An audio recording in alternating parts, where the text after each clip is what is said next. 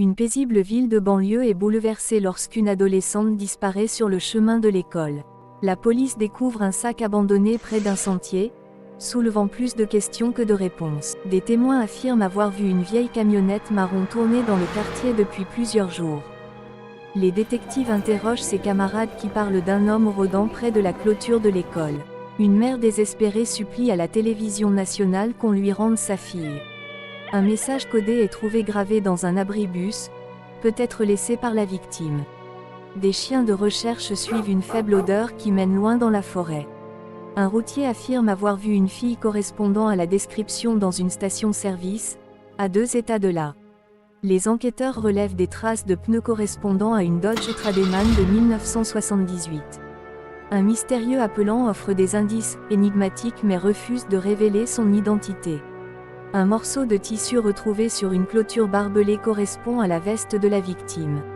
Les détectives découvrent une série de disparitions similaires dans les comtés voisins. Un portrait robot du ravisseur présumé est diffusé au public.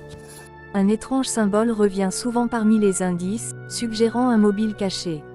Une journaliste locale découvre un lien possible avec une cabane abandonnée.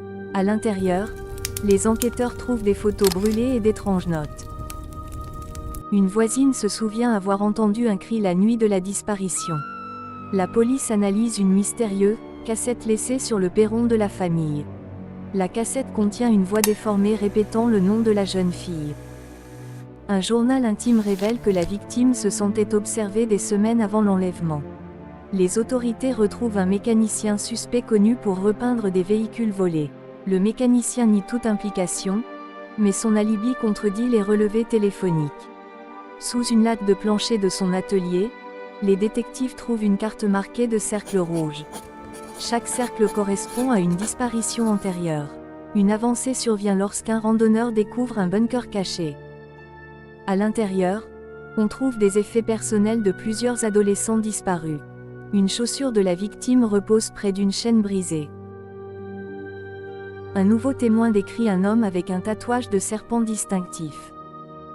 La police relie ce tatouage à un ancien détenu disparu des radars il y a plusieurs années. Sa caravane abandonnée renferme des preuves glaçantes de harcèlement. Un carnet codé suggère que le ravisseur suivait des schémas basés sur des dates. Les enquêteurs prédisent le prochain lieu possible en utilisant ce schéma. Sur place, ils trouvent des empreintes et des traces de pneus récents. Une photo déchirée de la victime est clouée à un arbre avec un clou rouillé. Un campement de fortune montre que quelqu'un est parti précipitamment. Un morceau de corde correspond aux fibres trouvées sur le sac à dos de la victime. Une cabine téléphonique abandonnée à proximité fournit des empreintes digitales. Les empreintes correspondent à l'ancien détenu identifié précédemment. Une alerte est lancée dans tout l'État, l'homme devient le suspect principal. Des hélicoptères balayent les montagnes boisées à la recherche de mouvements. Un chasseur rapporte avoir vu un homme traîner quelqu'un vers une grotte. Les officiers s'approchent de la grotte en entendant de faibles cris venant de l'intérieur. La victime est retrouvée vivante mais affaiblie, enchaînée à une paroi rocheuse. Le ravisseur s'échappe par un tunnel secret. Une vaste chasse à l'homme s'étend sur 3 États. Le suspect est finalement acculé dans une mine abandonnée. Longue confrontation, il est arrêté sans violence supplémentaire. La jeune fille sauvée retrouve sa famille dans une scène profondément émouvante. Les enquêteurs reconstituent toute la chronologie de l'enlèvement. Cette affaire laisse une marque durable sur la communauté et renforce les mesures de sécurité pour des années.